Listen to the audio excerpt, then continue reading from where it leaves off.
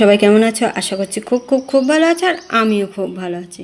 তো আমাদের সকলকে জানাই গুড আফটারনুন। চলে এসেছি আজকে আরও একটি লাঞ্চ থালি নিয়ে। তোমরা যারা আমার ভিডিও নতুন দেখছো তারা প্লিজ চ্যানেলটি সাবস্ক্রাইব করে দিও, আর যারা যারা অলরেডি সাবস্ক্রাইব করে দিয়েছো তাদেরকে জানাই অসংখ্য অসংখ্য ধন্যবাদ আমার পাশে থাকার জন্য, সাপোর্ট করার জন্য, আর এতটা ভালোবাসার জন্য। আর আমার লাঞ্চ থালি সাজানো তোমাদের কোনটা বেশি ভালো লাগে অবশ্যই কিন্তু কমেন্ট করে জানিও। আর তোমরা আজকে কে কী লাঞ্চ করছো সেটা কিন্তু জানাতে একদমই ভুলবে না, যে তোমরা আজকে কে কী লাঞ্চ করছো। চলো দেখো, আজকে আমার লাঞ্চ থালিতে কিন্তু একদম সাদামাটা খাবার রয়েছে, হালকা হালকা খাবার রয়েছে। যেহেতু গরম খুব পড়েছে তাই একদম সাদামাটা হালকা হালকা খাবার রেখেছি।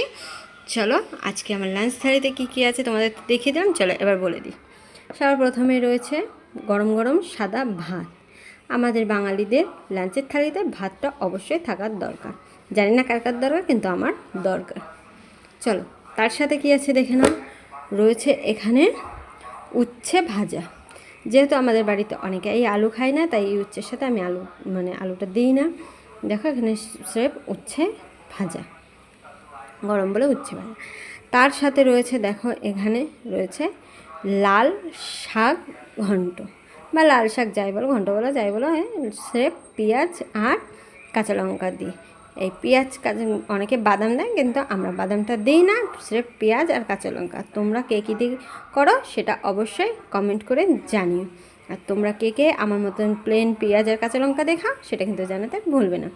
চলো তার সাথে আর কি আছে দেখে নাও। রয়েছে এখানে দেখেছো একটা বড় মাছের মাথা। আমি বলার আগে তোমরা কে কে বলতে পারবে এটা কী মাছের মাথা অবশ্যই কমেন্টে জানিয়ে যেও। এটা হলো লাইলেন্টিকা মাছের মাথা। রান্না হয়েছে আজকে লাইলেন্টিকা মাছ হয়েছে কি না ভেন্ডি দিয়ে। তোমরা আমার আগেও একটা ভিডিওতে বলেছি যে ভেন্ডি দিয়ে মাছের ঝোল অনেকেই হয়তো খায় না, আবার অনেকেই খায়। যাই হোক, আমাদের কাছে খুবই ভালো লাগে। তোমাদের কার কার কাছে ভালো লাগে অবশ্যই জানিয়ে যাও। দেখো একটা লাইলেন্টিকা মাছ যেহেতু, আর লাইলেন্টিকা মাছের মাথাতে কিন্তু অসাধারণ স্বাদ, রুই মাছের মাথার থেকেও বেশি স্বাদ লাগে এই লাইলেন্টিকা মাছের মাথা।